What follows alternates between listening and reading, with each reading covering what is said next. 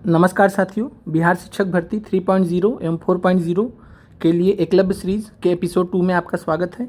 Episode 1 में हमने आज मॉडर्न हिस्ट्री का मैराथन देख लिया है। एपिसोड 2 में आज हम मॉडर्न हिस्ट्री के मैराथन के अंतर्गत पीआईक्यूज़ का मैराथन आपके सामने लेके आए हैं। तो पीआईक्यूज़ के मैराथन में आज हमने लगभग 75 प्लस प्रश्न लिए हैं आपके लिए, जो कि सारे के सारे प्रश्न टीआरई में पूछे गए हैं। टीआरई 1 से बीपीएससी टीआरई 1 से टीआरई 3 तक पूछे गए हैं। और साथ में अगर आप एक साथ में सभी पीआईक्यूज़ को सॉल्व करना चाहते हैं, जो हमने पहले करा चुके हैं, तो 2000 पीआईक्यूज़ की प्लेलिस्ट है। उसमें सभी जीएस के सभी सब्जेक्ट्स के पीआईक्यूज़ वहाँ पे मौजूद हैं। एनएल की विश्लेषण के साथ में आप वहाँ से देख सकते हैं, लिंक आपको दे दी जाएगी। अब आते हैं प्रश्न पे। पहला प्रश्न है, मोहम्मद बिन तुगलक के शासनकाल में भारत आए प्रसिद्ध मुस्लिम खोजकर्ता इब्न बतूता किस देश के थे? और आगे बढ़ने से पहले बता दें कि यह जो पीआईक्यूज़ मैराथन है मॉडर्न हिस्ट्री का, पीआरटी के लिए तो बहुत इंपॉर्टेंट है। पीआरटी के सारे आज के प्रश्न हैं, इसके बाद फिर उसके ऊपर के प्रश्न आएंगे। स्टैंडर्ड सभी का सेम है, ये आपको समझना पड़ेगा। 6 to 8 के लिए बहुत महत्वपूर्ण है मॉडर्न हिस्ट्री के प्रश्नों के लिए। टीजीटी के लिए मॉडर्न हिस्ट्री के प्रश्नों के लिए बहुत महत्वपूर्ण है। साथ में जीएस पार्ट सेकंड के लिए जो मॉडर्न हिस्ट्री के 8 प्रश्न आते हैं, बहुत ही महत्वपूर्ण हैं। अब आगे बढ़ते हैं। मोहम्मद बिन तुगलक के शासनकाल में भारत आए प्रसिद्ध मुस्लिम खोजकर्ता इब्न बतूता किस देश के थे? तो इब्न बतूता की बात की जाए तो ये अफ्रीका महाद्वीप में मोरक्को देश से आए थे। इनकी पुस्तक है रिहला, और रिहला पुस्तक नाम ध्यान रखिएगा इब्न बतूता का है। अगला प्रश्न है, और इसके अलावा आप किताबुल हिंद के जो रचयिता हैं अल बुरूनी, उनके बारे में ध्यान रखिए। आगे बढ़ते हैं। अगला प्रश्न है, 1917 में चंपारण सत्याग्रह के दौरान भारत में गांधी जी के जीवन पर ज्ञात प्रयास के पीछे, पहले ज्ञात प्रयास के पीछे कौन था? तो इस प्रश्न को काफ़ी सारे अभ्यर्थी समझ नहीं पाए थे। कारण था कि प्रश्न का जो वर्डिंग था, ऐसा वर्डिंग था कि समझ में नहीं आया कि प्रश्न पूछा क्या जा रहा है। तो पहले ज्ञात प्रयास, उसका जब आप इंग्लिश में जब आप पढ़ेंगे तो ज़्यादा क्लैरिटी होती है। First known attempt, first known attempt on life होता है इसका मतलब जान से मारने की पहली बार किसने कोशिश की, प्रश्न में ये पूछा जा रहा है। तो 1917 में चंपारण सत्याग्रह के दौरान गांधी जी के जीवन पर सबसे पहला जो ज्ञात प्रयास था, यानी उनको मारने का सबसे पहला प्रयास जिसने किया था, वो थे इरविन। और इरविन कौन थे? तो ये नील बगान के मालिक थे। नील बगान की फैक्ट्री थी इनकी, और नील बगान की फैक्ट्री थी मोतिहारी में। और जब गांधी जी चंपारण मुद्दे को उठाने के लिए पहुँचे तो इनको लगा कि गांधी जी से नुकसान हो सकता है, जो कि गांधी जी आंदोलन खड़ा कर देंगे, दिक्कत हो जाएगी। तो इन्होंने चालाकी से गांधी जी को अपने यहाँ बुलाया और खाने के जरिए जान से मारने की कोशिश की। हालांकि जो इनके रसोइये थे, जिनका नाम था बतक मियाँ, बतक मियाँ ने ऐन मौके पर पीछे हट गए और इस प्रकार जो है गांधी जी की जान बच गई। बतक मियाँ ने मना कर दिया साफ साफ कि हमसे नहीं हो पाएगा। तो इस प्रकार जो है बतक मियाँ ने जो है गांधी जी की जान बचाई और जान से मारने का प्रयास किया इरविन ने। एच.एस. पोलाक कौन थे? तो एच.एस. पोलाक गांधी जी के दक्षिण अफ्रीका में मित्र थे, तो इनके बारे में भी ध्यान रखिएगा। एच.एस. पोलाक, और गांधी जी ने चंपारण सत्याग्रह के दौरान एच.एस. पोलाक को भी पत्र लिखा था। पत्र लिख के उनको सूचना दी थी कि हम यहाँ पे जो है हैं, और साथ में जब ब्रिटिश सरकार जाती कर रही थी, उनको गिरफ्तार वगैरह कर लिया था, तो उस बीच में गांधी जी ने पत्र लिखे थे जिससे कि अंग्रेजी सरकार पर कुछ दबाव बन सके। तो उस एक पत्र में उन्होंने एच.एस. पोलाक को भी एक पत्र लिखा था। वो इस समय वो भारत में ही थे, तो ये गांधी जी के मित्र हैं, तो ध्यान रखिएगा। डॉक्टर ग्रांट महत्वपूर्ण नहीं है यहाँ से। अगले प्रश्न पे आते हैं। जवाहरलाल नेहरू की अस्थायी सरकार में श्रम मंत्री कौन थे? तो यहाँ प्रश्न कई बार पूछा गया है। श्रम मंत्री अस्थायी सरकार में भी और पहले केंद्रीय मंत्रिमंडल में भी जगजीवन राम जी थे। आसफ अली की बात करें तो रेलवे इनके पास में था। सी राजगोपालाचारी की बात करें, और सी राजगोपालाचारी शिक्षा मंत्री थे। आगे बढ़ते हैं। प्रश्न है, 1918 के किस महीने में चंपारण कृषि कानून, चंपारण एग्रेरियन एक्ट यूरोपीय नील बगान के स्वामी के विरुद्ध पारित हुआ था? तो चंपारण एग्रेरियन एक्ट यह पारित हुआ था 1918 में, और यह 4 मार्च 1918 को पारित हुआ था। तो ध्यान रखिएगा, जो हमने पहली क्लास ली थी प्रीवियस ईयर क्वेश्चंस की, तो उसमें हमने अप्रैल बताया था, तो वो 4 मार्च 1918 कर लीजिएगा। तो 4 मार्च 1918 को यह पारित हुआ था, और चूंकि मार्च दिया नहीं गया तो आंसर हो जाएगा उपयुक्त में से कोई नहीं। तो आंसर हो जाएगा उपयुक्त में से कोई नहीं। आगे बढ़ते हैं। निम्नलिखित कथनों में से कौन सा सही है? A bunch of old letters का लेखन डॉक्टर राजेंद्र प्रसाद ने किया था। तो a bunch of old letters की बात करें a bunch of old letters की बात करें तो इसके जो लेखक हैं वो जवाहरलाल नेहरू जी हैं। और यहाँ पे पूछा गया कि कौन सा कथन सही है, तो यहाँ तो गलत हो गया। राजेंद्र प्रसाद जी ने इंडिया डिवाइडेड नामक पुस्तक लिखी है। डॉक्टर राजेंद्र प्रसाद जी ने इंडिया डिवाइडेड नामक पुस्तक लिखी है। फिर व्यक्तिगत सत्याग्रह में ब्रह्मदत्त दूसरे सत्याग्रही थे। तो आपको ध्यान होगा कि व्यक्तिगत सत्याग्रह में पहले अगर हम बात करें पहले सत्याग्रही कौन थे, तो पहले सत्याग्रही थे विनोबा भावे जी। विनोबा भावे जी पहले सत्याग्रही थे। और दूसरे सत्याग्रही कौन थे, तो दूसरे सत्याग्रही जवाहरलाल नेहरू जी थे। और ब्रह्मदत्त तीसरे सत्याग्रही थे। तो यहाँ भी स्टेटमेंट गलत हो गया, पहला भी गलत हो गया, दूसरा भी गलत हो गया। तीसरा है सुभाष चंद्र बोस ने द इंडियन स्ट्रगल का लेखन किया था। तो द इंडियन स्ट्रगल नामक जो पुस्तक है उसके जो लेखक हैं वो सुभाष चंद्र बोस जी हैं। तो तीसरा स्टेटमेंट यहाँ पे सही है। तो कौन सा स्टेटमेंट यहाँ पे सही है, तो आंसर सी आपका सही है।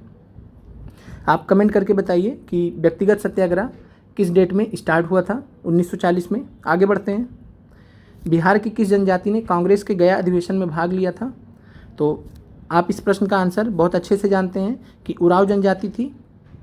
और उराव जनजाति ने भाग लिया था इसमें। उराव जनजाति से संबंधित ताना भगत आंदोलन है।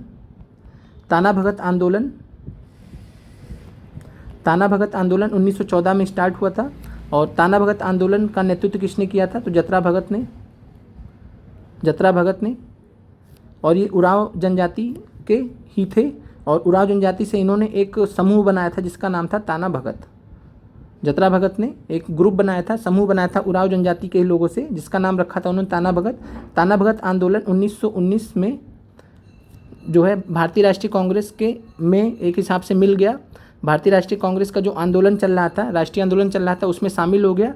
और फिर 1921 में कांग्रेस के अधिवेशन में भाग लिया उराव जनजाति ने। 1922 में उराव जनजाति ने भाग लिया। तो 1922 का जो गया अधिवेशन था कांग्रेस का वो महत्वपूर्ण भी है, तो इसलिए प्रश्न पूछा गया। तो 1922 के गया अधिवेशन में उराव जनजाति ने भाग लिया था। और गया अधिवेशन की अध्यक्षता किसने की थी, तो अध्यक्षता की थी देशबंधु चित्तरंजन दास जी ने। तो देशबंधु के नाम से मशहूर चित्तरंजन दास जी ने, CR दास जी ने। अब एक पॉइंट इसमें और ध्यान रखिएगा कि उराव जनजाति किसके नेतृत्व में यहाँ पे आई थी, तो उराव जनजाति का नेतृत्व किया था गुलाब तिवारी ने।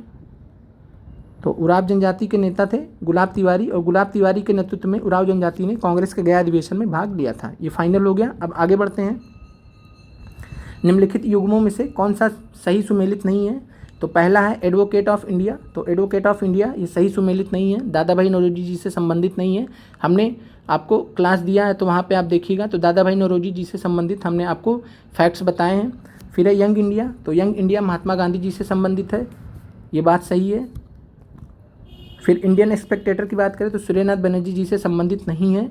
तो पहला इसमें पूछा गया कौन सा सही नहीं है, तो ए नहीं सही है, सी नहीं सही है, तो आंसर हो जाएगा डी उपयुक्त में से एक से अधिक। यानी दो आंसर यहाँ पे गलत हैं, तो ए और सी, और बाकी बी सही है। यंग इंडिया महात्मा गांधी जी का है। बाकी न्यू इंडिया आप जानते हैं, न्यू इंडिया एनी बेसेंट का है। न्यू इंडिया अखबार एनी बेसेंट का था, ये ध्यान रखिएगा। और अगर बात करें इंडियन स्पेक्टेटर की, तो इंडियन स्पेक्टेटर को जो है अखबार को कौन चलाता था, तो इसको चलाते थे बहराम जी मालाबारी। तो BM मालाबारी, ध्यान रखिएगा, BM मालाबारी। आगे बढ़ते हैं। प्रश्न है 1938 में किसकी अध्यक्षता में राष्ट्रीय योजना समिति की स्थापना हुई थी। तो 1938 में पहला चीज़ तो आप ये ध्यान रखिए, कांग्रेस का हरिपुरा अधिवेशन हुआ था।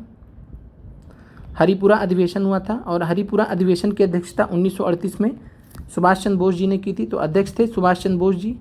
अब जब अध्यक्ष हो गए सुभाष चंद्र बोस जी, तो राष्ट्रीय योजना समिति बनेगी। तो जाहिर सी बात है अध्यक्ष के ऊपर ऑलरेडी जिम्मेदारी होती है, आप ऐसे भी कॉमन सेंस लगा सकते हैं। तो अध्यक्ष के ऊपर ऑलरेडी जिम्मेदारी होती है। तो राष्ट्रीय योजना समिति की स्थापना किसकी अध्यक्षता में की गई, बचे कौन, डॉक्टर जो है जवाहरलाल नेहरू जी, जो उस समय मेन थे, कह सकते हैं ज़्यादा प्रमुख थे, ज़्यादा इस समय इनका मतलब महत्व ज़्यादा था। जो ऐसे कामों के लिए इनको चुना भी जाता था, क्योंकि काफ़ी बढ़ चढ़ के आगे भी रहते थे इसमें। तो 1938 में जवाहरलाल नेहरू जी की अध्यक्षता में राष्ट्रीय योजना समिति की स्थापना की गई, नेशनल प्लानिंग कमेटी की स्थापना की गई। बहुत ही महत्वपूर्ण है, ध्यान रखिएगा। इसके अलावा 1939 का त्रिपुरी अधिवेशन बहुत महत्वपूर्ण है। त्रिपुरी अधिवेशन में सुभाष चंद्र बोस फिर से अध्यक्ष बनते हैं, पट्टाभी सीतारामैया को हरा देते हैं। फिर गांधी जी से मतभेद के चलते सुभाष चंद्र बोस जी कांग्रेस छोड़ देते हैं और जब उनके कांग्रेस के अध्यक्ष पद से इस्तीफा दे देते हैं तब फिर डॉक्टर राजेंद्र प्रसाद जी 1939 में सुभाष चंद्र बोस के जाने के बाद कांग्रेस के अध्यक्ष बनते हैं। तो ये ध्यान रखिएगा। अब आगे बढ़ते हैं। महात्मा गांधी एंड बिहार सम रेमिनेंसेस पुस्तक के लेखक कौन है? तो यह प्रश्न 3 से 4 बार पूछा जा चुका है टीआरई में ही। तो महात्मा गांधी एंड बिहार सम रेमिनेंसेस, तो रेमिनेंसेस का मतलब होता है यादें, कुछ यादें। तो महात्मा गांधी और बिहार कुछ यादें कुल मिला के। लेकिन आपसे इंग्लिश में प्रश्न पूछा जाता है हमें राइटर्स के, तो हमेशा ध्यान रखिएगा। और डॉक्टर राजेंद्र प्रसाद जी इस पुस्तक के लेखक हैं, बहुत ही महत्वपूर्ण है, बिहार स्पेशल का प्रश्न है। आगे बढ़ते हैं। किस आंदोलन के प्रभाव में आकर बिहार के लोगों ने चौकीदारी कर देने से मना कर दिया था? तो बात करें तो चौकीदारी कर देने से मना कर दिया था, एंटी चौकीदारी कैंपेन चलाया गया था। एंटी चौकीदारी कैंपेन चलाया गया था और ये चलाया गया था प्रमुखतः सारण और भागलपुर में। सारण और भागलपुर में चलाया गया था। तो सारण और भागलपुर में एंटी चौकीदारी कैंपेन चलाया गया था। चौकीदार कर देने से इनकार कर दिया गया था सविनय अवज्ञा आंदोलन के प्रभाव में आकर। भागलपुर में बात करें तो महादेवलाल सराफ ने इसका नेतृत्व किया था। महादेवलाल सराफ ने इसका नेतृत्व किया था एंटी चौकीदारी कैंपेन का। तो ध्यान रखिएगा, महादेवलाल सराफ का नाम प्रश्न पूछा गया है। इसके अलावा सविनय अवज्ञा आंदोलन के दौरान चंपारण में नेतृत्व किसने किया था सत्याग्रह का, नमक सत्याग्रह का? तो आंसर हो जाएगा बिपिन बिहारी वर्मा। ये भी प्रश्न पूछा गया है, बिपिन बिहारी वर्मा। आगे बढ़ते हैं और सविनय अवज्ञा आंदोलन की बात करें तो सविनय अवज्ञा आंदोलन स्टार्ट हुआ था नमक सत्याग्रह से और 12 मार्च से लेकर 6 अप्रैल के बीच में गांधी जी ने अपने जो है 78 फॉलोअर्स के साथ में 78 फॉलोअर्स के साथ में अनुयायियों के साथ में दांडी यात्रा की थी। साबरमती से दांडी तक यात्रा की थी और 6 अप्रैल को दांडी पहुंचकर उन्होंने नमक कानून तोड़ा था और वहीं से पूरे देश में जो है नमक सत्याग्रह, जिसको सविनय अवज्ञा आंदोलन बोला गया, वो फैल गया पूरे देश में और यहाँ से फिर बिहार पे भी इसका असर पड़ा। आगे बढ़ते हैं। वह महिला स्वतंत्रता सेनानी कौन थी जो स्वतंत्रता आंदोलन की वयोवृद्ध महिला के रूप में विख्यात थी? तो वयोवृद्ध महिला, ग्रांड ओल्ड लेडी की बात करें तो अरुणा आसफ अली जी थी। बहुत ही महत्वपूर्ण नेता थी और 1942 के आंदोलन में जब महत्वपूर्ण नेता गिरफ्तार हो जाते हैं तो इनका भी बहुत ज़बरदस्त योगदान था। इन्होंने ही झंडा फहराया था ग्वालियर टैंक पर, जो ग्वालियर टैंक पर जहाँ पे मीटिंग वगैरह हुई थी तो बॉम्बे में, तो अरुणा आसफ अली जी ने ही झंडा फहराया था। आगे बढ़ते हैं। गुलाब कौर की बात करें तो ये गदर आंदोलन से जुड़ी हुई महिला थी। गदर जो मूवमेंट चल रहा था अमेरिका में लाला हरदयाल के नेतृत्व में, तो वहाँ से ही जुड़ी हुई थी। वयोवृद्ध महिला हो गया। इसके अलावा आपसे जो है प्रश्न पूछता है, वयोवृद्ध व्यक्ति जब पूछता है grand old man of India, तो दादा भाई नौरोजी हो जाते हैं। तो यहाँ पे महिला पूछा गया तो अरुणा आसफ अली जी। आगे बढ़ते हैं। किस स्थान पर बाल गंगाधर तिलक ने होम रूल लीग की स्थापना 1916 में की थी? तो यह प्रश्न अगर देखा जाए तो टेक्निकली थोड़ा सा गलत है। गलत इसलिए है कि बाल गंगाधर तिलक जी ने होम रूल लीग की स्थापना अप्रैल 1916 में बेलगाम नामक स्थान पे की थी। कहाँ पे की थी? बेलगाम या बेलगाम, तो बेलगाम नामक स्थान पे की थी और यहाँ पे जो है अनाउंसमेंट वगैरह हुआ था कि होम रूल लीग की स्थापना की जाती है। लेकिन इसका जो हेडक्वार्टर बनाया गया था, हेडक्वार्टर पूना में बनाया गया था, लेकिन बीपीएससी ने इसका आंसर पूना ही माना है। तो ये आप ध्यान रखिएगा। बाकी आपकी जानकारी के लिए हमने बता दिया। आज की क्लास में भी हमने बताया था मॉडर्न हिस्ट्री में कि अप्रैल 1916 में बेलगाम में होम रूल लीग की स्थापना की गई थी और इसका हेडक्वार्टर बनाया गया था पूना में। तो ध्यान रखिएगा। और बीपीएससी ने आंसर इसका ए पूना ही माना था। और पहले इसके अध्यक्ष कौन थे? तो जोसेफ बैप्टिस्टा थे। जोसेफ बैप्टिस्टा इसके पहले अध्यक्ष थे, क्लास में बताया भी गया था, जो इनके सहयोगी थे बाल गंगाधर तिलक जी के। और इसके अलावा बात करें तो सितंबर 1916 में एनी बेसेंट के नेतृत्व में मद्रास में स्थापित किया गया था home rule league. 2 home rule league start किए गए थे। आगे बढ़ते हैं। हुंकार हिंदी साप्ताहिक पत्रिका के प्रकाशन से कौन संबंधित थे? तो हुंकार हिंदी साप्ताहिक पत्रिका का अगर संस्थापक पूछेगा, ये तो पूछा गया कौन संबंधित है, तो यहाँ पे आंसर सभी है। यमुना कारजी भी संबंधित थे, राहुल संकीर्त्यायन भी संबंधित थे, जुड़े हुए थे, सहजानंद सरस्वती भी जुड़े हुए थे। आंसर हो जाएगा उपयुक्त में से एक से अधिक। लेकिन अगर पूछता कि हुंकार हिंदी साप्ताहिक पत्रिका किसने शुरू किया था? तो आंसर हो जाएगा सहजानंद सरस्वती। तो ध्यान रखिएगा, सहजानंद सरस्वती ने हुंकार पत्रिका स्टार्ट किया था और जुड़े सभी थे। किस अंग्रेज सैन्य अधिकारी जनरल ने झांसी की रानी को यह कहते हुए श्रद्धांजलि दी थी कि वह औरत सोई हुई है जो विद्रोहियों में एकमात्र मर्द थी? तो ये थे जनरल ह्यूज रोज, और ह्यूज रोज ही रानी लक्ष्मीबाई के विरुद्ध में लड़े थे। तो उनका यह स्टेटमेंट था कि जो है विद्रोहियों में एकमात्र मर्द है जो यहाँ पे सोई हुई है। इतनी बहादुरी से लड़ी थी, बहुत ही ज़बरदस्त तरीके से प्रभावित किया था रानी लक्ष्मीबाई जी ने। आगे बढ़ते हैं। निम्नलिखित में से कौन सा रूसी क्रांति तथा यूएसएसआर के प्रभाव के तहत निर्मित हुआ था? तो रूसी क्रांति कब हुई थी? तो रूसी क्रांति 1917 में। और देखा जाए तो ग्रेट ब्रिटेन का साम्यवादी दल, कम्युनिस्ट पार्टी, पूर्व के लोगों का सम्मेलन और द कॉमनटीन, ये सभी के सभी जो है संबंधित हैं रूसी क्रांति से। तो यह जो है 6 से 8 में जो वर्ल्ड हिस्ट्री के प्रश्न पूछे जाते हैं उससे रिलेटेड है। 6 से 8 में अब ऐसे प्रश्न पूछे जाते हैं। ये TRE 1 में PRT में पूछा गया था ये प्रश्न, तो ध्यान रखिएगा। आंसर हो जाएगा उपयुक्त में से एक से अधिक। आगे बढ़ते हैं। किसने कहा अपनी राष्ट्रीय पहचान की उपेक्षा भारत की समस्याओं का मूलभूत कारण है? तो the basic cause of problems facing Bharat is the neglect of its national identity. तो यह स्टेटमेंट दिया था दीनदयाल उपाध्याय जी ने। दीनदयाल उपाध्याय जी के बारे में हमने पढ़ा है, एकात्म मानववाद के लिए बहुत फेमस है, एकात्म मानववाद की विचारधारा के लिए फेमस है।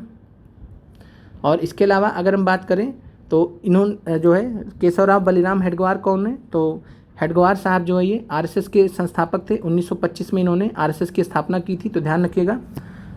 आगे बढ़ते हैं। निम्नलिखित में से असहयोग आंदोलन में भाग लेने वाले खेतीहरों की प्रमुख मांग कौन सी थी? तो असहयोग आंदोलन 1920 से 1922 के मध्य हुआ था गांधी जी के नेतृत्व में। और खेतीहरों की जो मुख्य मांगें थी, राजस्व में कमी की जाए, ये तो रहेगा ही रहेगा। बेगार का उन्मूलन किया जाए, जो ज़बरदस्ती बेगारी कराई जाती है। वन क्षेत्रों में अपने पशुओं को चराने, ईंधन की लकड़ी तथा फल इकट्ठा करने तथा खेतीहरों हेतु प्रवेश खोलना, ये भी जो है मांग थी, क्योंकि यहाँ पे अलाउ नहीं किया जाता था लोगों को। तो यहाँ पे आंसर आपका एक से अधिक हो जाएगा, उपयुक्त में से एक से अधिक। सभी स्टेटमेंट्स यहाँ पे सही हैं। अगले प्रश्न पे आते हैं। मोंटेस्क्यू ने सरकार के अंतर्गत विधायिका, कार्यपालिका और न्यायपालिका के मध्य शक्तियों का विभाजन निम्नलिखित में से अपनी किस पुस्तक में प्रस्तावित किया था? तो यह प्रश्न PGT पॉलिटी में तक में पूछा गया है, वहाँ भी हमने यह प्रश्न आपको कराया है, याद आ गया होगा आपको। तो मोंटेस्क्यू ने जो है the spirit of the laws पुस्तक में कार्यपालिका, विधायिका और न्यायपालिका के मध्य शक्तियों का विभाजन, सेपरेशन ऑफ पावर्स के बारे में द स्पिरिट ऑफ लॉज पुस्तक में लिखा हुआ है। और इसके अलावा ध्यान रखिएगा, माई थॉट्स भी मोंटेस्क्यू की पुस्तक है, लेटर पर्सन्स भी मोंटेस्क्यू की पुस्तक है। तो ये भी ध्यान रखिएगा, माई थॉट्स और लेटर पर्सन्स भी जो है मोंटेस्क्यू की पुस्तक है। आगे बढ़ते हैं। निम्नलिखित में से ब्रिटिश शासन के दौरान भारतवर्ष के अंतर्गत निर्वनीकरण का कौन सा मुख्य कारण था? तो निर्वनीकरण का मतलब डिफॉरेस्टेशन होता है। और भारतवर्ष में अगर देखा जाए तो अंग्रेजों के समय में डिफॉरेस्टेशन बहुत किया गया, जंगलों को बहुत काटा गया निर्वनीकरण के लिए। और इसमें अगर देखा जाए तो कौन सा मुख्य कारण, यहाँ पर मुख्य कारण पूछा गया है। तो मुख्य कारण जब भी पूछता है तो बहुत आपको सिंसियरली ध्यान देना पड़ता है। रेलवे के मार्गों पर तख्तों, स्लीपर की मांगों को पूरा करना तथा शाही नौसेना के लिए इमारती लकड़ी की आपूर्ति करना। तो यह मुख्य कारण नहीं था निर्वनीकरण का, क्योंकि इतना ज़्यादा स्लीपर बोगी तो बन नहीं थी, इतना ज़्यादा ट्रेनें तो बन नहीं गई थी। और ये आपका आंसर जो है नहीं होगा। नियोजित वनों की मांग को पूरा करना एवं चाय एवं काफ़ी का वृक्षारोपण करना।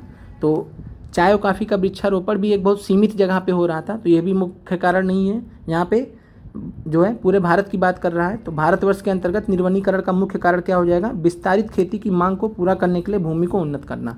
तो विस्तारित खेती की मांग को पूरा करने के लिए भूमि को उन्नत करना, यह कारण था निर्वनीकरण का, डिफॉरेस्टेशन का ब्रिटिश शासन के दौरान।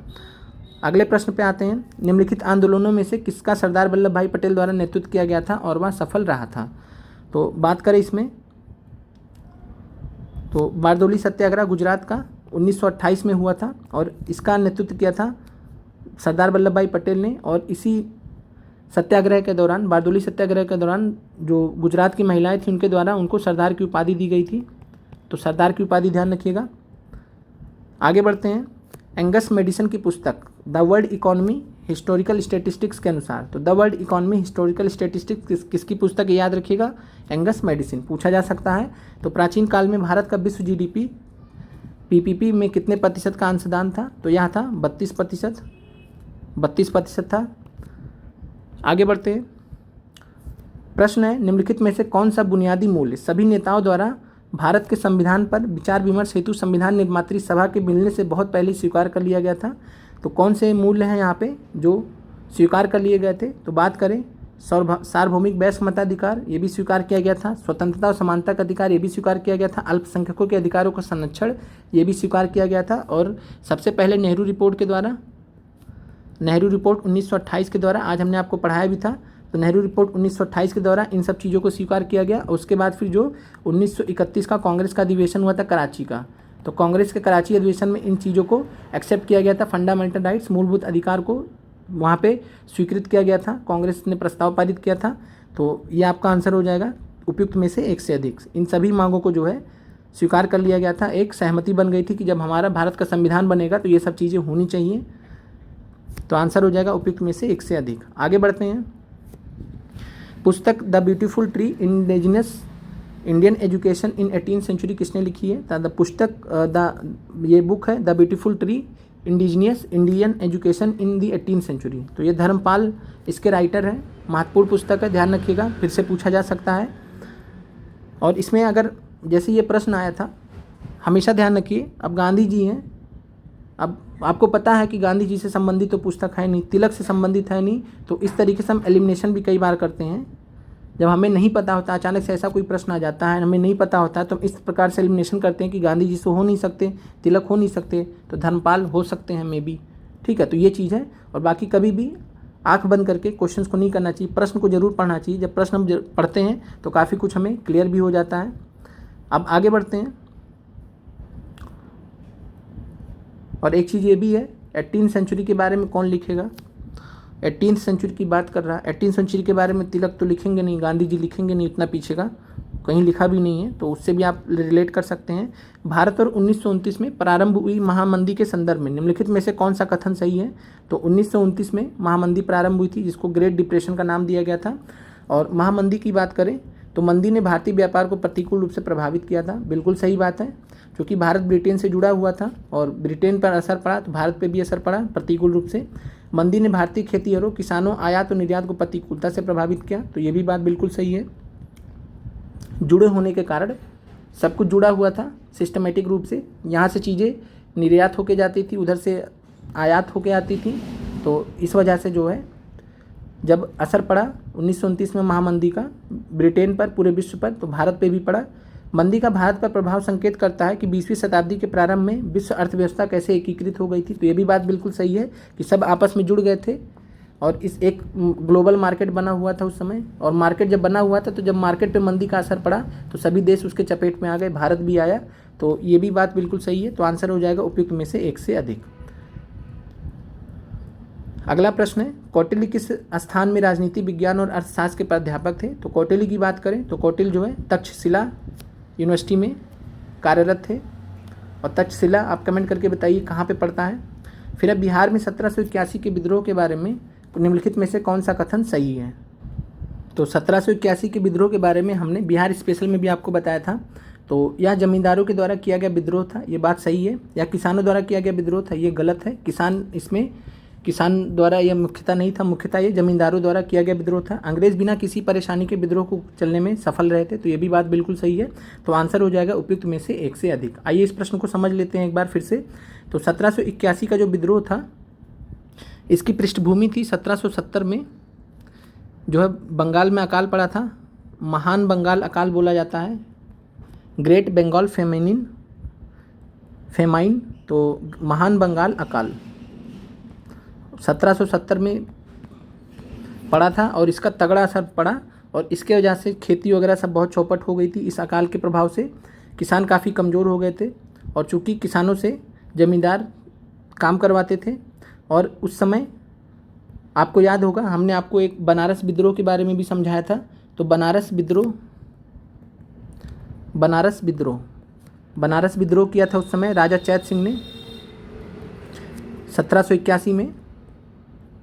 राजा चैत सिंह ने बनारस विद्रोह किया था और राजा चैत सिंह ने, उनका भी मुद्दा कुछ इसी से रिलेटेड ही था और बनारस विद्रोह से प्रभावित होकर 1781 में बिहार में विद्रोह हुआ है, तो ध्यान रखिएगा। और इसका जो नेतृत्व किया था ये भी ध्यान रखिएगा। और सिंपल कारण इसका यही था कि सूखा अकाल पड़ने से भू राजस्व एकत्र करने में बहुत दिक्कतें आ रही थी, लेकिन अंग्रेज़ों को पैसा चाहिए ही था हर हालत में। और यहाँ पे बात करें तो जो ज़मींदार थे, उन ज़मींदारों की बात करें जिन्होंने इसको नेतृत्व प्रदान किया था, तो फतेह बहादुर शाही, ये नाम याद रखिएगा, प्रश्न में पूछा जा सकता है नेतृत्वकर्ता में, तो फतेह बहादुर शाही। राजा नारायण सिंह, तो ध्यान रखिएगा राजा नारायण सिंह, और राजा अकबर अली खान, ये नाम याद रखिएगा। ये जमींदार वर्ग के थे और इन्होंने ही जो है 1781 के विद्रोह का नेतृत्व किया था। अब आगे बढ़ते हैं। आसानी से फिर जो है ब्रिटिश कमांडर्स थे, जॉन क्राफोर्ड, कैप्टन पावेल वगैरह, वो सब नहीं पूछेगा आपसे, तो इन लोगों ने आसानी से कुचल दिया था विद्रोह को। अब अगले प्रश्न पे आते हैं। इनमें से कौन समाचार पत्र द न्यू इंडिया से संबंधित थी? तो न्यू इंडिया से कौन संबंधित था? तो एनी बेसेंट संबंधित थी। और इसके अलावा इनका कॉमन बिल भी अखबार था। कॉमन बिल और न्यू इंडिया इनसे संबंधित था। महात्मा गांधी के बारे में आप 4 जान ही चुके हैं, आज हमने डिस्कस भी किया था। इंडियन ओपिनियन, नवजीवन, हरिजन और यंग इंडिया, 4 थे। आगे बढ़ते हैं। सुरेंद्रनाथ बनर्जी की बात करें तो द बंगाली के नाम से इनका है। कभी कभी बंगाली भी लिख के आता है प्रश्न में, तो वो भी सही है। सुरेंद्रनाथ बनर्जी दिया गया तो सही माना जाएगा। द बंगाली के नाम से था इनका। आगे बढ़ते हैं। भारतीय स्वतंत्रता संघर्ष के दौरान किसने स्वदेश बांधव समिति का गठन किया गया? तो हमने आज आपको ये भी पढ़ाया था। तो स्वदेश बांधव समिति का गठन किया था अश्विनी कुमार दत्त ने। और अश्विनी कुमार दत्त से संबंधित एक पत्रिका भी है, अमृत बाजार पत्रिका भी है, तो ये भी ध्यान रखिएगा। आगे बढ़ते हैं। और यहाँ पे आप ध्यान रखिएगा कि जो अश्विनी कुमार दत्त है, स्वदेश बांधव समिति का गठन किया था इन्होंने भारतीय स्वतंत्रता संघर्ष के दौरान। और इसके अलावा कहाँ पे किया था इन्होंने? तो बारीसाल में किया था, ये भी आपसे हमने बात किया था। और अमृत बाजार पत्रिका ध्यान रखिएगा, इनसे संबंधित नहीं है। अमृत बाजार पत्रिका संबंधित है शिशिर कुमार घोष से, जिनके बारे में आज हमने बात किया था, शिशिर कुमार घोष से। तो शिशिर कुमार घोष से संबंधित है अमृत बाजार पत्रिका। और शिशिर कुमार घोष ने इंडियन लीग या इंडिया लीग की स्थापना की थी, जिसके बारे में आज हमने क्लास में बात किया था। तो ये चीज़ क्लियर रखिएगा। स्वदेश बांधव समिति बारीसाल में अश्विनी कुमार दत्त ने स्थापित किया था। आगे बढ़ते हैं। चंपारण नील आंदोलन के दौरान महात्मा गांधी के साथ कौन कौन थे? तो इसमें बात करें तो नरहरि पारिक थे, महादेव देसाई थे, अब्दुल बारी थे। इसके अलावा हमने आज आपसे डिस्कस भी किया डिटेल में, बहुत सारे लोग थे जो गांधी जी के साथ में थे। ब्रजकिशोर प्रसाद, राजेंद्र प्रसाद जी, बहुत सारे लोग थे, JB कृपलानी वगैरह। तो आपका आंसर यहाँ पे उपयुक्त में से 1 से अधिक हो जाएगा। आगे बढ़ते हैं। किस तिथि को अगस्त क्रांति 1942 के दौरान लिनलिथगो ने पटना एवं उसके आसपास की भीड़ पर गोली चलाने का आदेश दिया था? तो यह जो आंसर है आपका यहाँ पे उपयुक्त में से कोई नहीं है। और कारण क्या है ऐसा होने का? क्योंकि यहाँ पे जो है प्रश्न के हिसाब से प्रश्न में एक त्रुटि भी है, तो ये भी आप ध्यान रखिएगा। यहाँ पे लिनलिथगो नहीं होना चाहिए, तो ध्यान रखिएगा लिनलिथगो नहीं होना चाहिए। यहाँ पे DM WG आर्चर, तो ध्यान रखिएगा। पटना के जो DM थे DM WG आर्चर, तो DM थे डिस्ट्रिक्ट मजिस्ट्रेट WG आर्चर। इन्होंने 11 अगस्त 1942 को आदेश दिया था। 11 अगस्त 1942 को पटना एवं उसके आसपास की भीड़ पर गोली चलाने का आदेश दिया था। तो अगस्त क्रांति 1942 के दौरान लिनलिथगो नहीं होना चाहिए प्रश्न में, आंसर होना क्या चाहिए था? DM WG Archer. और डेट भी नहीं सही था, 11 अगस्त को यह घटना हुई थी, 11 अगस्त 1942 को, और इसलिए आपका आंसर हर हालत में उपयुक्त में से कोई नहीं है। आगे बढ़ते हैं। किस वर्ष बिहार प्रांतीय किसान सभा की स्थापना की गई थी? तो आपने यह प्रश्न बहुत बार देखा है। तो बिहार प्रांतीय किसान सभा की स्थापना कब हुई थी? तो ये हुई थी 1929 में, 1929 में हुई थी। और किसने की थी? तो सहजानंद सरस्वती जी ने, सहजानंद सरस्वती जी ने, जो कि सबसे महत्वपूर्ण किसान नेता थे बिहार के। और आगे चल के इन्होंने अखिल भारतीय किसान सभा की स्थापना की थी। अखिल भारतीय किसान सभा की स्थापना की थी लखनऊ में। अखिल भारतीय किसान सभा की स्थापना की थी लखनऊ में। आगे बढ़ते हैं। अगला प्रश्न, निम्नलिखित में से कौन सा विद्रोह या आंदोलन लंबी दाढ़ी रखने पर कर लगाए जाने के कारण हुआ था? तो इससे संबंधित था वहाबी आंदोलन। और वहाबी आंदोलन की बात करें तो सैयद अहमद बरेलवी इससे जुड़े हुए थे, तो ध्यान रखिएगा सैयद अहमद बरेलवी इससे जुड़े हुए थे। और इसके अलावा जो पागलपंथी विद्रोह है, पागलपंथी विद्रोह करीम शाह इसका नेता थे, करीम शाह। और फराजी आंदोलन की बात करें तो हाजी शरीयतुल्लाह इसके नेता थे। आगे बढ़ते हैं। किस षड्यंत्र के मामले में 3 अंग्रेजों को साजिश करने के लिए कारागार में अवरुद्ध किया था? तो आज हमने आपसे मेरठ षड्यंत्र मामले के बारे में बात किया था मैराथन क्लास में, तो वहाँ पे हमने आपको बताया भी था कि प्रश्न पूछा गया था। तो 3 अंग्रेजों को मेरठ षड्यंत्र मामले में जो है अभियोग चलाया गया था, और कौन कौन से लोग थे? तो ब्रेडले थे, नाम भी आपसे पूछा जा सकता है, फिलिप स्प्रैट, और इसके अलावा लेस्टर हचिंसन। तो लेस्टर हचिंसन, तो 3 नाम थे जो इससे जुड़े हुए थे, और 1929 से 33 के मध्य में चला था, तो ध्यान रखिएगा। आगे बढ़ते हैं। पूना पैक्ट का उद्देश्य था, तो पूना पैक्ट का क्या उद्देश्य था? तो पूना पैक्ट का उद्देश्य था दलित वर्ग का राजनीतिक प्रतिनिधित्व, बहुत ही महत्वपूर्ण है। तो दलित वर्ग का राजनीतिक प्रतिनिधित्व। और पूना पैक्ट कब हुआ था? 24 सितंबर 1932 को, 24 सितंबर 1932 को पूना पैक्ट हुआ था। और ये किसके वजह से हुआ था? तो यह हुआ था कम्युनल अवार्ड की वजह से, सांप्रदायिक पंचांग की वजह से कम्युनल अवार्ड। और कम्युनल अवार्ड कब आया था? तो 16 अगस्त 1932 को ये घोषित किया गया था, डिक्लेयर किया गया था, जो उस समय ब्रिटेन के प्रधानमंत्री थे रैमजे मैकडोनाल्ड। और इसके विरोध में गांधी जी यरोदा जेल में बंद थे उस समय, और वो जो है फास्ट अनटू डेथ चले गए थे, आमरण अनशन पे चले गए थे। फिर जो है 24 सितंबर 1932 को फाइनली पूना पैक्ट हुआ था। डिटेल में हमने ऑलरेडी बात किया है। अब आते हैं, फिर इससे जो है दलित वर्गों को जो है राजनीतिक प्रतिनिधित्व मिल गया पूना पैक्ट से। आगे बढ़ते हैं। प्रथम अखिल भारतीय कांग्रेस समाजवादी सम्मेलन कहाँ हुआ था? तो first all India Congress socialist conference की बात कर रहे हैं। तो प्रथम अखिल भारतीय कांग्रेस समाजवादी सम्मेलन पटना में हुआ था, और इसी सम्मेलन के दौरान, ध्यान रखिएगा, इसी सम्मेलन के दौरान 22 से 23 अक्टूबर को यह हुआ था। 22 से 23 अक्टूबर 1934 को प्रथम अखिल भारतीय कांग्रेस समाजवादी सम्मेलन हुआ था पटना में। और इसी सम्मेलन के दौरान कांग्रेस सोशलिस्ट पार्टी की, बिहार कांग्रेस सोशलिस्ट पार्टी की स्थापना की गई। बिहार कांग्रेस सोशलिस्ट पार्टी की स्थापना की गई, सोशलिस्ट पार्टी की स्थापना की गई।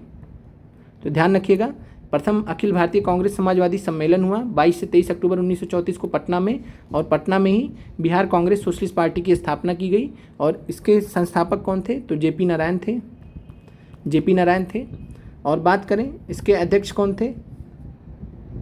बिहार कांग्रेस सोशलिस्ट पार्टी के अध्यक्ष कौन थे? तो अध्यक्ष थे आचार्य नरेंद्र देव थे, और महासचिव थे जेपी नारायण। आगे बढ़ते हैं। और इसके अलावा बात करें, हमने आपसे एक चीज़ और भी बताया था कि जो बिहार कांग्रेस सोशलिस्ट पार्टी थी, इसका एक अखबार निकलता था जिसका नाम था कांग्रेस सोशलिस्ट। ये हमने आपको शॉर्ट्स में बताया है, तो आप सभी लोग ध्यान से करके शॉर्ट्स जाके देख लीजिएगा। 1-1 मिनट लगेगा, लेकिन बहुत सारी चीज़ें वहाँ क्लियर हो जाएंगी। तो कांग्रेस सोशलिस्ट नाम का इनका एक अखबार चलता था, और इसमें एडिटर कौन थे, संपादक कौन थे? तो राम मनोहर लोहिया जी। जब राम मनोहर लोहिया के बारे में हमने आपको बताया, तो वहाँ पे हमने बताया है राम मनोहर लोहिया जी संपादक थे कांग्रेस सोशलिस्ट के, और ये माउथ पीस था बिहार कांग्रेस सोशलिस्ट पार्टी का। माउथ पीस का मतलब होता है किसी के जरिए अपनी विचारों को रखते थे। आगे बढ़ते हैं। प्रमुख अखबार था इनका। Biography of Kunwar Singh and Amar Singh के लेखक कौन है? तो महत्वपूर्ण सवाल है। Biography of Kunwar Singh and Amar Singh, इसके लेखक है काली किंकर दत्त। और काली किंकर दत्त ने एक पुस्तक और भी लिखी है, the history of freedom movement in Bihar. तो ये भी प्रश्न पूछा गया है। तो the history of freedom movement in Bihar की बात करें, फ्रीडम मूवमेंट इन बिहार, और biography of Kunwar Singh and Amar Singh, तो ये दोनों पुस्तकें किसने लिखी है? काली किंकर दत्त ने।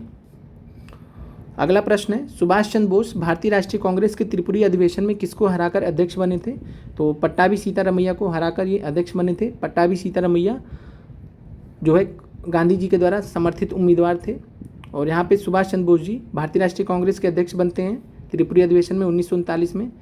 गांधी जी से मतभेद के चलते छोड़ देते हैं कांग्रेस, अध्यक्ष पद से इस्तीफा दे देते हैं, और फिर फॉरवर्ड ब्लॉक की स्थापना करते हैं। आगे बढ़ते हैं। डॉक्टर BR अम्बेडकर के विषय में निम्नलिखित में क्या सत्य है? तो भीमराव अम्बेडकर जी के बारे में बात करें, मूकनायक का प्रकाशन किया, तो सही है। इनका पहला अखबार था मूकनायक पत्रिका, इनकी पहली अखबार था, 1920 में स्टार्ट किया था। बहिष्कृत हितकारिणी सभा की स्थापना की थी। तो ये भी सही है। बहिष्कृत हितकर्णी सभा की स्थापना की थी और इसी नाम से इन्होंने बहिष्कृत भारत नाम से भी एक पत्रिका निकालते थे। ये बहिष्कृत भारत नाम से भी एक पत्रिका निकालते थे और 1956 में इनका देहांत हो गया था। तो ये भी बात सही है, तीनों स्टेटमेंट सही है। और इसके अलावा बात करें तो जनता के नाम से एक अखबार निकालते थे, पत्रिका निकालते थे और प्रबुद्ध भारत के नाम से एक निकालते थे। तो ये भी ध्यान रखिएगा, जनता और प्रबुद्ध, जनता पत्रिका और प्रबुद्ध भारत, ये भी ध्यान रखिएगा, ये भी इन्हीं से संबंधित है। तो जनता प्रबुद्ध पत्रिका भी इन्हीं से संबंधित है। तो B.R. अम्बेडकर जी के बारे में सभी स्टेटमेंट सही हैं। अगला प्रश्न है नील के पौधे लगाने वालों का आंदोलन। तो नील के पौधे लगाने वालों का जो आंदोलन था उसको हम चंपारण से संबंधित है। प्रश्न पूछा गया केंद्र कौन सा था, तो चंपारण है। कपास मिल मजदूरों का सत्याग्रह अहमदाबाद में हुआ था। असहयोग आंदोलन को बंद करने के लिए क्या हुआ था, तो चौरी चौरा की वजह से बंद हुआ था। खेतिहर सत्याग्रह ये खेरा का हुआ था। तो आपका आंसर हो जाएगा 2, 1, 3, 4। तो 2, 3, 1, 4। तो 2, 3, 1, 4 हो जाएगा, 2, 3, 1, 4। आगे बढ़ते हैं। निम्नलिखित में से कौन सा भारत में कठोर जाति व्यवस्था के लोप होने का मुख्य कारण के रूप में जाना जा सकता है। तो कठोर जाति व्यवस्था, तो संविधान तथा इसकी आधारभूत संरचना, ये बात बिल्कुल सही है कि संविधान और इसकी जो आधारभूत संरचना है वो किसी भी प्रकार से जाति के हिसाब से भी भेदभाव को मंजूरी नहीं देती है, बिल्कुल भी। आर्टिकल 14, 15 पढ़ लीजिए। जाति के नाम से भेदभाव नहीं किया जा सकता किसी से भी। सामाजिक सुधार एवं आर्थिक विकास, तो ये भी कारण है। जिसके पास आज के डेट में पैसा है वो अच्छे पोजीशन में है। साक्षरता और शिक्षा विकास, ये भी कारण है। तो जाति व्यवस्था के लोप होने के मुख्य कारण में सभी है यहाँ पे। तो आंसर हो जाएगा उपयुक्त में से एक से अधिक। आगे बढ़ते हैं। इनमें से कौन विश्वास करता था कि एक साम्यवादी समाज भविष्य का प्राकृतिक समाज है। तो एक साम्यवादी समाज भविष्य का प्राकृतिक समाज है, यह स्टेटमेंट था कार्ल मार्क्स का। आगे बढ़ते हैं। इनमें से कौन द सोशल कॉन्ट्रैक्ट पुस्तक का लेखक है। तो ये भी आपको सोशल कॉन्ट्रैक्ट पुस्तक पीजीटी पॉलिटी में पूछा गया था। तो सोशल कॉन्ट्रैक्ट पुस्तक के लेखक हैं जीन जैक्स रूसो। तो जीन जैक्स रूसो कई बार हमने चर्चा की है। थॉमस हॉब्स के बारे में हमने आपको बताया था, लेविथियन नामक किसकी पुस्तक है। तो लेविथियन पुस्तक इनकी है, महत्वपूर्ण है। आगे बढ़ते हैं। पाकिस्तान और द पार्टीशन ऑफ इंडिया किसने लिखा था। तो पाकिस्तान और पार्टीशन ऑफ इंडिया जो पुस्तक है वह लिखा था डॉक्टर भीमराव अंबेडकर जी ने। तो B.R. अम्बेडकर की पुस्तक है। एक तो आपने इंडियन स्ट्रगल देखी है आज के क्लास में और दूसरी देखी है पाकिस्तान और द पार्टीशन ऑफ इंडिया। तो ध्यान रखिएगा, यह प्रश्न महत्वपूर्ण है, दोबारा भी पूछा जा सकता है। इसके अलावा बात करें हम तो मोहम्मद इकबाल किससे संबंधित है। तो मोहम्मद इकबाल ने ही जो है सारे जहाँ से अच्छा जो सॉन्ग है इन्होंने ही लिखा था, सारे जहाँ से अच्छा। और इसके अलावा बात करें पाकिस्तान शब्द किसने ईजाद किया था। पाकिस्तान शब्द की बात करें तो पाकिस्तान शब्द चौधरी रहमत अली थे, उन्हीं ने ही यह शब्द दिया था पाकिस्तान। तो चौधरी रहमत अली, ध्यान रखिएगा, पूछा जा सकता है। और चौधरी रहमत अली का एक पत्रिका थी जिसका नाम था नाव और नेबर, उसी में इन्होंने इस कॉन्सेप्ट को दिया था, पाकिस्तान के कॉन्सेप्ट को। तो नाव और नेबर नाम से एक जो है पत्रिका में इन्होंने पाकिस्तान के बारे में लिखा था। तो पाकिस्तान शब्द की उत्पत्ति इन्होंने ही की थी। तो पाकिस्तान और पार्टीशन ऑफ इंडिया पुस्तक भीमराव अम्बेडकर जी की है। आगे बढ़ते हैं। आयरलैंड को ज़बरदस्ती यूनाइटेड किंगडम से कब मिलाया गया था। तो आयरलैंड को ज़बरदस्ती यूनाइटेड किंगडम से वर्ल्ड हिस्ट्री का प्रश्न है ये, 1801 में मिलाया गया था। थावे महोत्सव 2023 का आयोजन स्थल क्या है। तो थावे महोत्सव उपयुक्त में से कोई नहीं है और यह मनाया जाता है। थावे महोत्सव कहाँ मनाया जाता है, तो गोपालगंज में मनाया जाता है। महत्वपूर्ण है, फिर से पूछा जा सकता है। आगे बढ़ते हैं। The Chipko movement the people's history नामक पुस्तक के लेखक कौन है। तो Chipko movement the people's history नामक पुस्तक के लेखक है शेखर फाटक। 1857 के विद्रोह के नेता कुंवर सिंह किस स्थान से संबंधित है। तो पता है आपको, जगदीशपुर आए, दानापुर आए, आरा आए, तो इन सब क्षेत्रों से संबंधित थे। बहुत ही महत्वपूर्ण नेता है। बाकी एक शॉर्ट्स की क्लास में इनके बारे में जितना कुछ भी दिया गया है उसके बारे में हम डिस्कस कर लेंगे। 1876 में इंडियन एसोसिएशन की स्थापना किसने की थी। तो आज हमने आपसे बात भी किया था। तो यहाँ पे सुरेंद्र नाथ बनर्जी जी के बारे में दिया गया है। तो सुरेंद्र नाथ बनर्जी जी ने जो है 1876 में इंडियन एसोसिएशन की स्थापना की थी। शिशिर कुमार घोष ने इंडियन लीग की स्थापना की थी या इंडिया लीग की स्थापना की थी।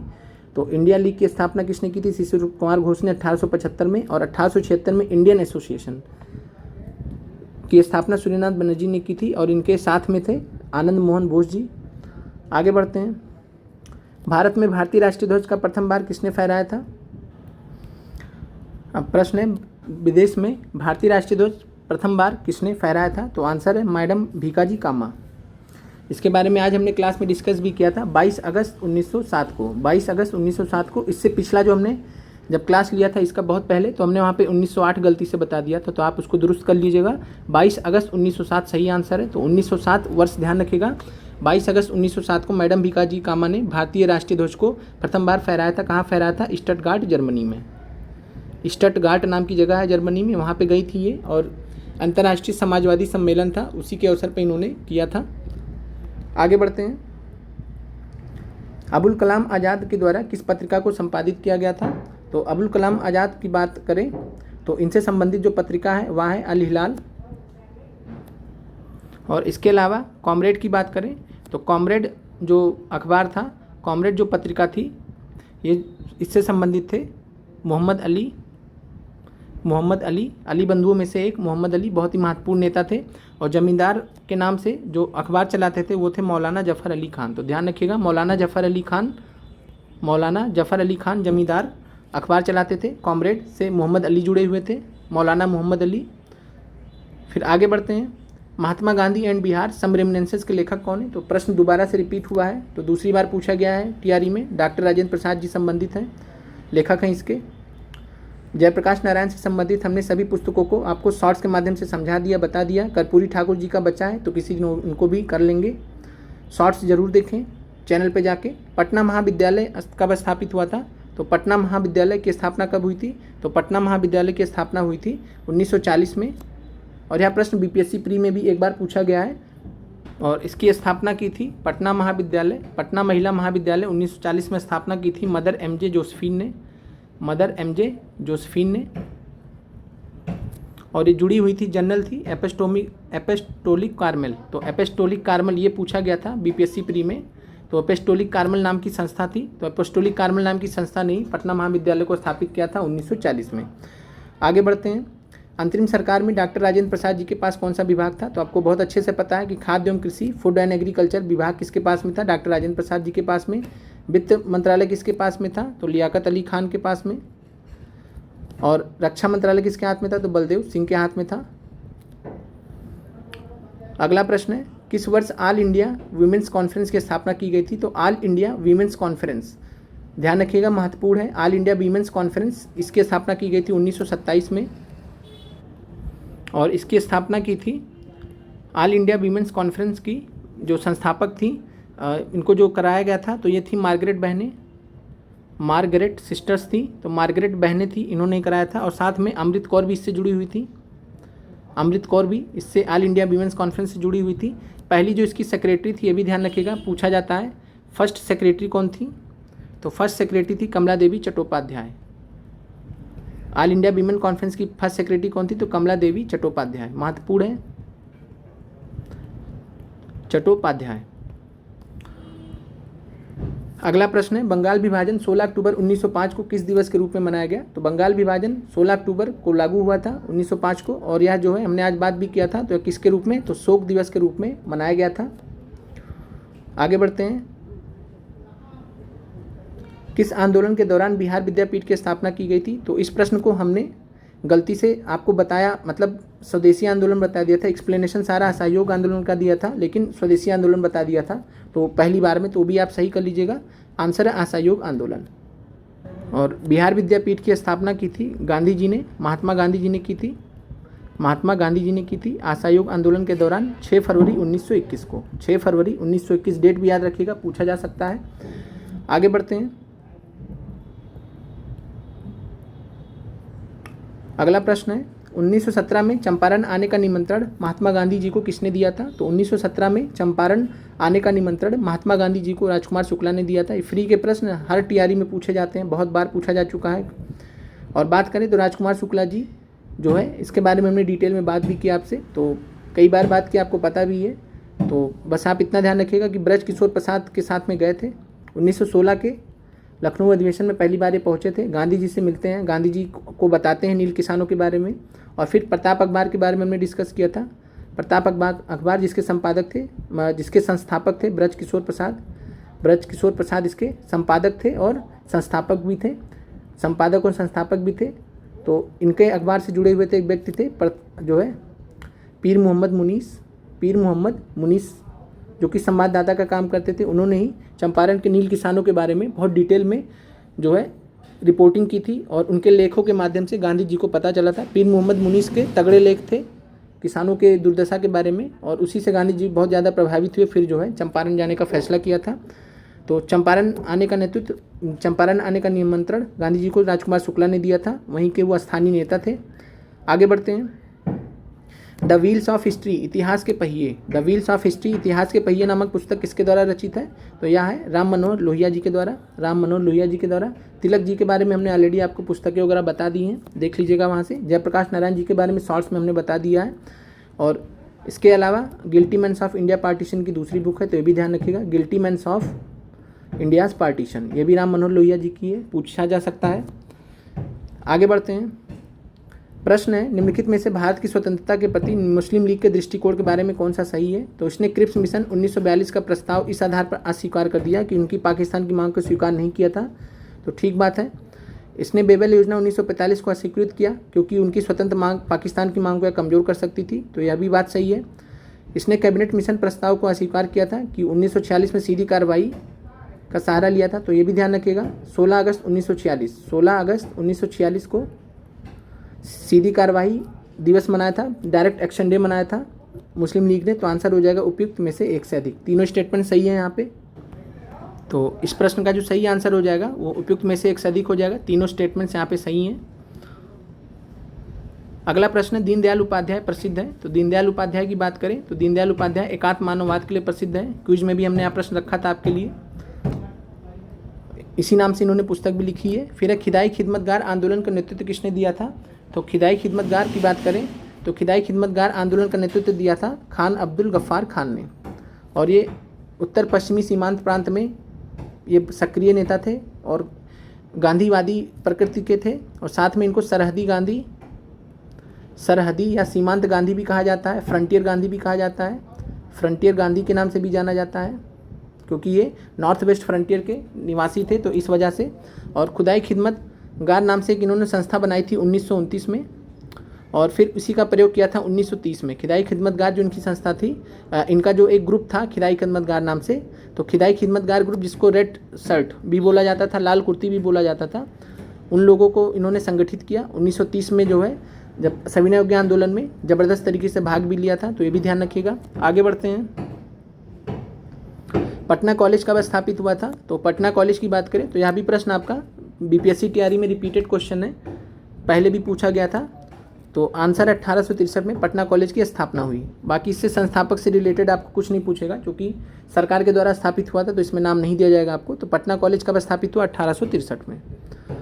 फिर प्रश्न है कि कौन वंदे मातरम समाचार पत्र के संपादक थे? अब इस प्रश्न में त्रुटि है। त्रुटि हमने कैसे पकड़ा? क्योंकि हमने जब इंग्लिश वर्जन पढ़ा तो वहाँ पे वंदे मातरम लिखा है, और हमने आपको बहुत कायदे से बताया है कि जब वंदे मातरम आता है, अब वंदे मातरम ऐसे लिखा जाएगा तो इंग्लिश ऐसे होना चाहिए और हिंदी ऐसे होना चाहिए।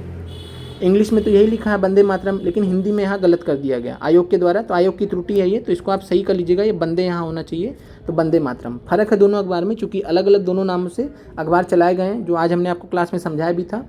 तो वंदे मातरम अखबार यहाँ पे होना चाहिए। तो वंदे मातरम अखबार के समाचार पत्र के संपादक कौन थे? सब ने इसका आंसर गलत बताया था आपको यूट्यूब पर, और इसके संपादक पूछा है, एडिटर पूछा है, तो संपादक थे अरविंद घोष, बिपिन चंद्रपाल संस्थापक थे। आज हमने आपको क्लियरली बताया है। तो बिपिन चंद्रपाल इसके क्या थे? संस्थापक थे। 1905 में स्थापना की थी वंदे मातरम समाचार पत्र की। तो ध्यान रखिएगा वंदे मातरम है, वंदे मातरम नहीं है। और वंदे मातरम जो उर्दू अखबार है लाला लाजपत राय जी से, वो भी हमने आज आपको बताया था। अब आगे बढ़ते हैं। ऑल इंडिया हरिजन संघ की स्थापना किसके द्वारा की गई थी? तो ऑल इंडिया हरिजन संघ की स्थापना महात्मा गांधी जी के द्वारा की गई थी, और 30 सितंबर 1932 को all India anti untouchability league की स्थापना की गई थी, जिसको 1933 में ऑल इंडिया हरिजन संघ की संज्ञा दे दी गई थी। और फिर 1933 में ही गांधी जी ने हरिजन नाम से पत्रिका भी स्टार्ट की थी, हरिजन नाम से एक पत्रिका भी स्टार्ट की थी। और नाम क्या था परिवर्तन चेंज करने का? तो अनटचेबल वर्ड ठीक नहीं लगता है, अछूत वर्ड ठीक नहीं लगता है, तो इसलिए गांधी जी ने हरिजन, क्योंकि इन्होंने दलितों को हरिजन कहकर पुकारा था, यानी हरि के जन, यानी भगवान के जन, भगवान के लोग, तो इसलिए इन्होंने ऑल इंडिया हरिजन संघ नाम रख दिया था। और इसका जो पुराना नाम था वह था all India anti untouchability league. 1933 से ये ऑल इंडिया हरिजन संघ के नाम से जाना जाने लगा। तो इस प्रश्न का ध्यान रखिएगा। बाकी वैसे स्थापना जो पूछा जाएगा तो 30 सितंबर 1932 को स्थापना हुई थी। आगे बढ़ते हैं। और इसमें एक चीज़ और भी ध्यान रखिएगा कि इसके प्रथम अध्यक्ष कौन थे। तो प्रथम अध्यक्ष थे जीडी बिरला। और इसके सचिव कौन थे पहले, तो सचिव थे अमृतलाल ठक्कर। हमने इसके बारे में बात की भी किया है, क्विज में भी आपको प्रश्न दिए थे। फिर अगला प्रश्न है, कौन सी घटना पहले हुई है। भारत छोड़ो आंदोलन का प्रस्ताव तो 8 अगस्त 1942 को पारित हुआ। गवर्नर जनरल पद पर लॉर्ड बेवल का आगमन तो 1943 की बात है। क्रिप्स मिशन का आगमन 22 मार्च 1942 दिल्ली में पहुंचते हैं। तो पहले क्या होगा, 22 मार्च 1942। तो क्रिप्स मिशन का आगमन सबसे पहले होगा। कौन सी घटना पहले हुई होगी, क्रिप्स मिशन का आगमन। फिर है प्रश्न, इनमें से किसने यह कहते हुए भारतीय राष्ट्रीय कांग्रेस की हंसी उड़ाई थी कि यह एक सूक्ष्म भाग अल्पसंख्यक का प्रतिनिधित्व करता है। तो इसके बारे में भी आज हमने बहुत डिटेल में डिस्कस किया था। तो आंसर है डफरिन। और डफरिन ने राजद्रोही भी कहा था, राजद्रोहियों की संस्था भी कांग्रेस को कहा था, फैक्ट्री ऑफ सेडिशन भी कहा था इंग्लिश में बोले तो। और इसके अलावा करजन ने तो डेड बॉडी कांग्रेस की उठाने की बात कर दी थी कि कांग्रेस अपने पतन पर लड़खड़ा रही है और मेरी इच्छा है कि इसके मरते हुए मैं इसको कंधा दे सकूं। तो बहुत निगेटिव स्टेटमेंट करजन ने दिया था। और बाकी यह स्टेटमेंट कि बहुत सूक्ष्म भाग अल्पसंख्यकों का प्रतिनिधित्व करती है कांग्रेस, तो ये डफरिन ने कहा था। डफरिन ही थे जब कांग्रेस की स्थापना हुई थी 1884 से 88 के मध्य। ये कांग्रेस के जो है ब्रिटिश सरकार की तरफ से ये भारत के वायसराय थे 1884 से 88 के मध्य। और इन्हीं के समय में कांग्रेस की स्थापना हुई थी। कांग्रेस की स्थापना किसने की थी, तो ए ह्यूम ने की थी, ये भी ध्यान रखिएगा।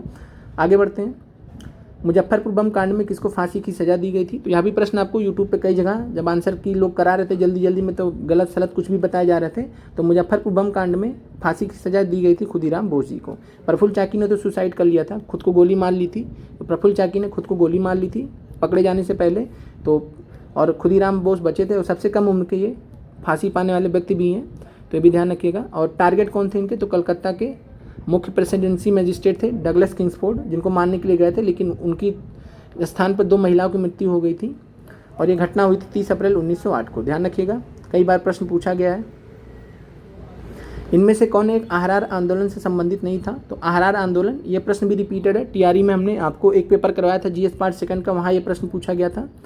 तो आप देख सकते हैं कि सब आपस में घूम के प्रश्न इधर से उधर पूछा जा रहा है। अगर इस बार पूछा गया इसमें तो दूसरी बार उसमें पूछ ले रहा है। जैसे हमने आपको परसों जियोग्राफी का क्वेश्चन कराया था, तो जियोग्राफी का क्वेश्चन वो पीआरटी में पूछा जा चुका ऑलरेडी, टीआरई 2 में जो रेशम वाला पूछा गया था भागलपुर वाला, अब वो 6 से 8 में पूछ लिया गया। तो कहने का मतलब है क्वेश्चन इधर से उधर शिफ्ट हो रहा है, तो इसीलिए सब क्वेश्चंस को करके जाना है। स्टैंडर्ड सबका सेम है और आप वो हम पे छोड़ दीजिए, हम आपको उसी हिसाब से ही गाइड करेंगे। सब मिक्स नहीं करेंगे, जितना सभी के लिए बराबर काम का है वो सभी के लिए बराबर काम का है। तो जब हम आपसे बोले कि पीआरटी के लिए भी ज़रूरी है, 6 से 8 के लिए भी ज़रूरी है, टीजीटी के लिए भी ज़रूरी है, जीएस पार्ट सेकंड के लिए भी ज़रूरी, तो हमारी बात को मानिए समझिए, उससे आपका फ़ायदा ही है। तो आरआर आंदोलन की बात करें तो आरआर आंदोलन से संबंधित थे नहीं थे, तो मौलाना मजहरुल हक संबंधित थे, मौलाना जफ़र अली खान संबंधित थे, मौलाना अल्ताफ़ हुसैन हाली ये संबंधित नहीं थे। और आरआर आंदोलन की स्थापना, आरआर आंदोलन 1910 में शुरू हुआ था मौलाना मोहम्मद अली के नेतृत्व में, मौलाना मोहम्मद अली के नेतृत्व में स्टार्ट हुआ था। और यह जो है अलीगढ़ मूवमेंट, अलीगढ़ आंदोलन के जो नेता लोग थे जो ब्रिटेन सरकार की चापलूसी करते रहते थे, लॉयलिस्ट पॉलिसीज जो अपनाते रहते थे, तो उसके विरोधी थे ये सरासर। तो आरआर आंदोलन ध्यान रखिएगा। आगे बढ़ते हैं। 1832-33 के मध्य कोल विद्रोह का नेतृत्व किसने किया था। तो 1832-33 के मध्य कोल विद्रोह का नेतृत्व किया था बुद्धू भगत ने, तो ध्यान रखिएगा। और ये टोटल हुआ था 1831 से 33 के बीच में, और इसमें 3-4 नेता थे, लेकिन 1832-33 में जब देखा जाता है तो बुद्धू भगत स्पेशली इनका नाम आता है। तो बुद्धू भगत कोल विद्रोह के नेतृत्व इन्होंने किया था। और यहाँ पे आंसर हो जाएगा उपयुक्त में से कोई नहीं, क्योंकि आंसर यहाँ होना चाहिए था बुद्धू भगत। सिद्धू कानू किससे रिलेटेड है, तो आपको पता है सिद्धू कानू किससे रिलेटेड है। आगे बढ़ते हैं। किस वर्ष बाबू कुंवर सिंह का देहांत हुआ। तो 26 अप्रैल 1858 को इनका देहांत हुआ था, 1858 आंसर हो जाएगा, ध्यान रखिएगा। फिर है युवा बंगाल आंदोलन की स्थापना का श्रेय किसे जाता है। तो युवा बंगाल आंदोलन, यंग बंगाल मूवमेंट, इसकी स्थापना किया था हेनरी विवियन डेरेजियो ने। तो हेनरी विवियन डेरेजियो ने किया था, 1826 में स्टार्ट हुआ था। 1826 में हिंदू कॉलेज के टीचर बन के आए थे, अध्यापक बन के आए थे, हिंदू कॉलेज कलकत्ता में टीचर बन के आए थे। वहाँ से इन्होंने जो है अपने विचारों को आगे बढ़ाया और इनके जो अनुयायी थे उनको डेरोजियंस बोला जाता था और हेनरी विमेन डेरोजियो ने युवा बंगाल आंदोलन की स्थापना की। आगे बढ़ते हैं। किस तिथि को क्लीमेंट एटली ने घोषणा की कि जून 1948 तक ब्रिटिश भारत को छोड़कर चले जाएंगे? तो यह किया था 20 फरवरी 1947 को। 20 फरवरी 1947 को क्लीमेंट एटली ने घोषणा किया था कि जून 1948 तक ब्रिटेन भारत को छोड़ देगा। बहुत फैक्चुअल क्वेश्चन है। हम जब मॉडर्न हिस्ट्री को पढ़ते कवर करते हैं तो ये फैक्ट हमारे पास सामने ज़रूर आता है। आज पूरा नहीं हो पाया था, कल की क्लास में पूरा हो जाएगा ये सब चीज़ें। अब आगे बढ़ते हैं। किस वर्ष बिहार को बंगाल से अलग किया गया? तो बिहार की बात कर रहा है तो बिहार को बंगाल से कब अलग किया गया था? तो 1912 में अलग किया गया था, 22 मार्च 1912। 22 मार्च 1912 को जो है बिहार को बंगाल से अलग किया गया था। और जब पूछे कि बिहार से उड़ीसा को कब अलग किया गया था तो आपका आंसर हो जाएगा 1 अप्रैल 1936। इस दिन को हम मनाते हैं बिहार या उड़ीसा या उत्कल दिवस, और 22 मार्च को हम बिहार दिवस मनाते हैं। तो आंसर हो जाएगा इसका उपयुक्त में से कोई नहीं। निम्नलिखित में से भारत छोड़ो आंदोलन का मुख्य कारण क्या था? तो ध्यान दीजिए, जब भी मुख्य कारण आ जाए तो आपको ध्यान देना पड़ता है, सब कुछ नहीं लेना पड़ता है। तो मुख्य कारण कौन सा था? तो गांधी इरविन समझौता तो कब हुआ है? आपको पता है कब हुआ है? 1931 में। आप कमेंट करके बताइए डेट। आपको हमने कई बार बताया। द्वितीय विश्व युद्ध के हानिकारक प्रभाव, तो द्वितीय विश्व युद्ध के हानिकारक प्रभाव मुख्य कारण में नहीं थे, मुख्य कारण था क्रिप्स मिशन की असफलता। तो ध्यान रखिएगा कि भारत छोड़ो आंदोलन 1942 का मुख्य कारण था क्रिप्स मिशन की असफलता। आगे बढ़ते हैं। ब्रिटिश शासन के दौरान दिल्ली राजधानी की नींव किसने रखी थी? तो दिल्ली राजधानी की नींव रखी थी किंग जॉर्ज पंचम ने। किंग जॉर्ज पंचम ने दिल्ली राजधानी की नींव रखी थी और इसमें दिल्ली दरबार जो है में घोषणा किया गया था 1911 में। 2 घोषणाएं हुई थी कि एक तो बंगाल का विभाजन उसको रद्द किया जाता है और दूसरा हुआ था कि बिहार को जो है बंगाल से अलग किया जाता है। तो 2 चीज़ें हुई थी और साथ में जो है मतलब दिल्ली जो राजधानी है कलकत्ता से दिल्ली ट्रांसफ़र की जाती है। 2 घोषणाएं हुई थी महत्वपूर्ण। आगे बढ़ते हैं। तो ये आज के प्रश्न आपके समाप्त होते हैं। तो आप लोग कमेंट करके बताइएगा कैसी क्लासेस लगी, और हम आपको ऐसे ही जो टीआरई में और भी प्रश्न आपके मॉडर्न हिस्ट्री के सेम स्टैंडर्ड के प्रश्न आपसे जो पूछे गए हैं टीआरई में, जैसे कि जीएस पार्ट सेकंड में पूछे गए, हम सबको एक करके आपके सामने लेके आएंगे। अगली बार कोशिश करेंगे। तो आप लोग कमेंट करके ज़रूर बताएं आपको क्लास कैसी लगी। मिलते हैं अगले वीडियो में। आप लोगों का देखने के लिए बहुत बहुत धन्यवाद। और साथ में आप लोग क्विज ज़रूर अटेम्प्ट कीजिएगा। रात में आपको क्विज अपडेट की जाएगी, तो क्विज ज़रूर अटेम्प्ट कीजिएगा कम्युनिटी सेक्शन में जाके। बाकी हम कोशिश करेंगे अगर शॉर्ट्स वगैरह लाने का नहीं ला पाए तो कल परसों में ले आएंगे। उसके लिए भी परेशान होने की आपको आवश्यकता नहीं है। मैराथन में काफ़ी कुछ कवर हो जाता है। तो मिलते हैं फिर।